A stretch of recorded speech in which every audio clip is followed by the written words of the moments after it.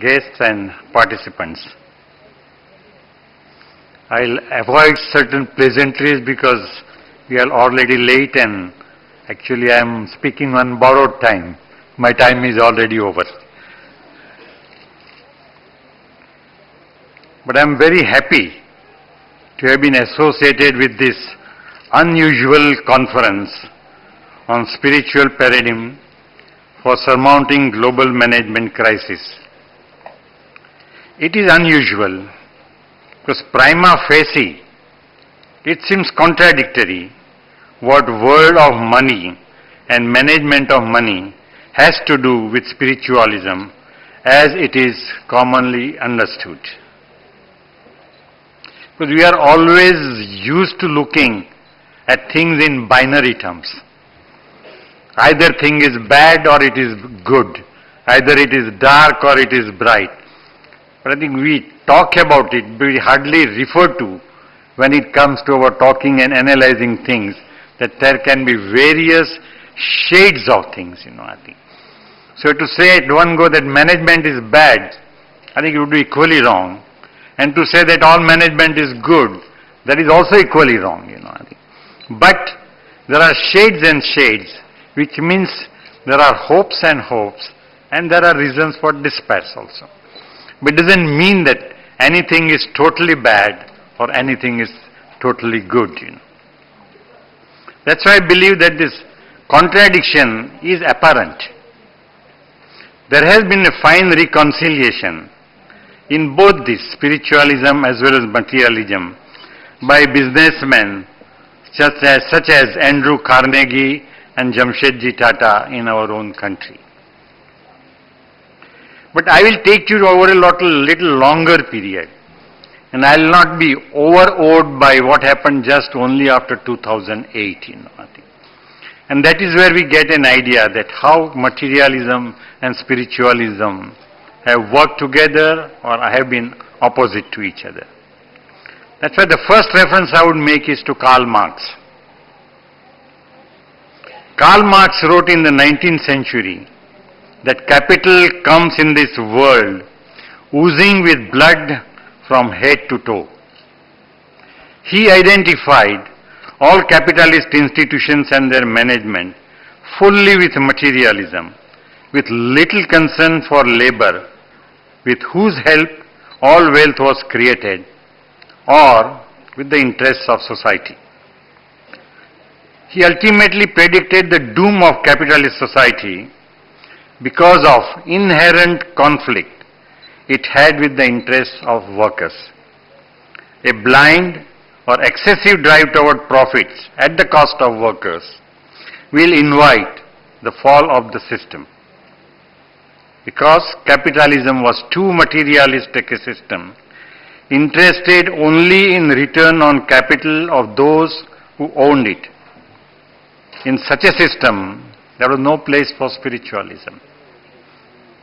And according to Marx, workers were exploited who will rise one day in rebellion and bring about the doom of capitalism. But the world has changed significantly thereafter, and so has capitalism.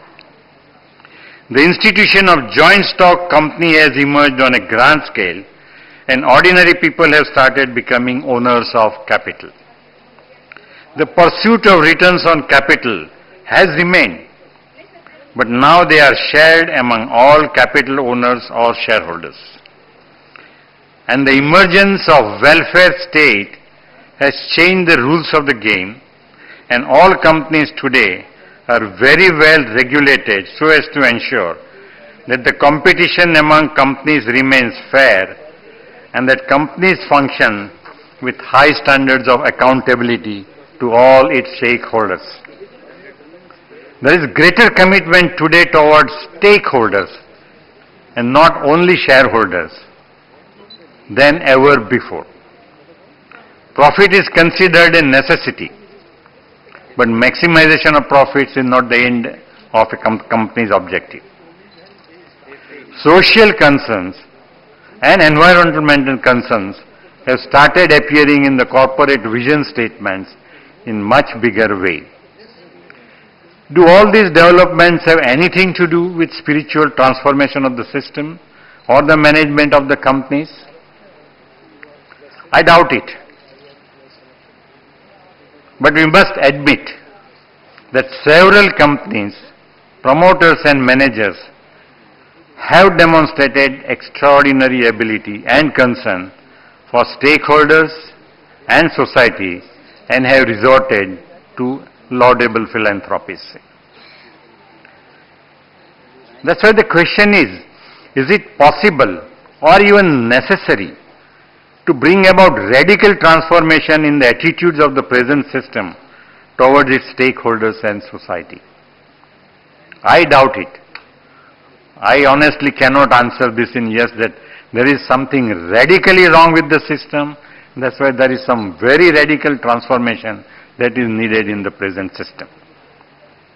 I am quite happy with the progress and current trend in it. I am an optimist in this matter. But the process can only be gradual.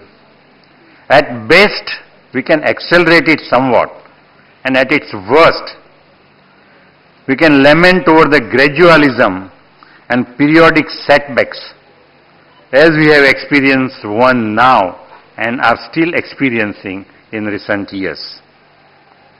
This is a challenge before the corporate sector. But I am happy that academic institutions sitting on the bank of river Ganges in this city and their collaborators in US think that such transformation is possible, achievable and worthwhile. And it's worthwhile disseminating this message to a larger audience. I compliment the Institute for the bold theme of the conference and wish that the subjects are discussed and become part of teaching in all the business schools of the world under whatever nomenclature they prefer to use. I'm not particularly keen that word spiritualism should always be used when one does a spiritual act. I think it need not be. And hopefully, this becomes part and practice of the corporate world in days to come. I must confess that I am basically a man from the world of finance and industry, providing financial resources to industry for their use. I also had an experience in managing savings of individuals and investing them in capital market instruments for the benefit of industry. I worked in the public sector, where maximization of profits was never a driving motive. We worked comparatively at low but decent wages and served the larger purpose of capital formation in the country. We had, however, a good exposure to the working of private industry, where the aim was handsome returns on profits. My views, therefore, are views of a practitioner and not of an academician. Please pardon me, therefore, for the lack of academic vocabulary and language and a bias for practical solutions to all these problems. Looking at the behavior of industry, traders, salary workers and individuals, I believe that historically, if at all, there is an increasing trend toward material consumption of goods and services. There are a larger and more diverse goods and services produced today than ever before. And new ones enter the market every day. And by new ones I mean more variety of the same goods. Biscuits are transported from Bombay to Calcutta, and biscuits of Calcutta are transported from Calcutta to Bombay. And we all consume, and we like this variety of goods that are available today. Every possible way to take your last rupee. Innovative methods of financing purchases are devised and sold to consumers, which result into mortgaging their future income for today's consumption. If at all these trends are serious threat to spiritualism, are pro-consumerism and are pro-materialism. They tend to make individuals more self-centric rather than society-centric. Consumers seem to be quite happy in responding to all these allurements with all their harmful consequences. Thefts, crimes, household stress, and perpetual poverty or stagnation of life are some of the outcomes when desires outrun their resources and consumption targets cannot be achieved. I am not sure whether we will succeed in reversing this trend.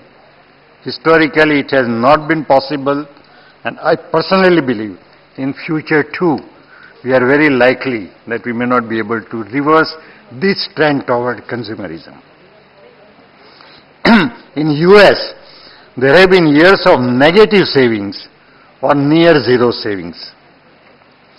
So long as consumer is not satisfied with what he has, but desires more or better goods than what his neighbors or friends has, what we call living with Joneses, roots of dissatisfaction will spread further in society. This leads to dubious conduct and practices right from the lowest rung of people in the income hierarchy. And this has become the basic cause of corruption in our society. Now, does this pose serious threat to spiritualism among individuals and business community? I am not sure, as my knowledge and experience are limited. But I do believe that there is no intrinsic contradiction between materialism and spiritualism. Both do coexist in any man. I'm not saying a man, but in any man in different proportions. Industrialists such as Andrew Carnegie, Jamshed Tata, Jamnalal Bajaj, Kasturbai Lalbai, Tatas, Mahindras, Godrejis have shown more spiritual than materialistic tendencies, and world is so much richer because of them and the legacy that they have left behind. But more importantly, they have set benchmarks of corporate conduct for our various small and medium corporate entities in the country. All industrialists may not reach their high levels of altruism, but they cannot altogether ignore the high levels of benchmark they have set for them. In varying degrees, most of them show concern for society by engaging in some kind of philanthropic acts. But however, I must also warn that there are some very apparently spiritual industrialists also, who resort to some few philanthropic acts only in order to achieve or enhance their materialistic ends. Gods are propitiated by praying for them in some and to achieve their selfish end of higher prosperity. Their charities are more oriented towards supporting religious and place of worship related activities. Individuals also act in similar manner. A good byproduct of all such charities is some service to the community and help to the underprivileged. But can we take them as kind of indicators of spiritualism in our society? No.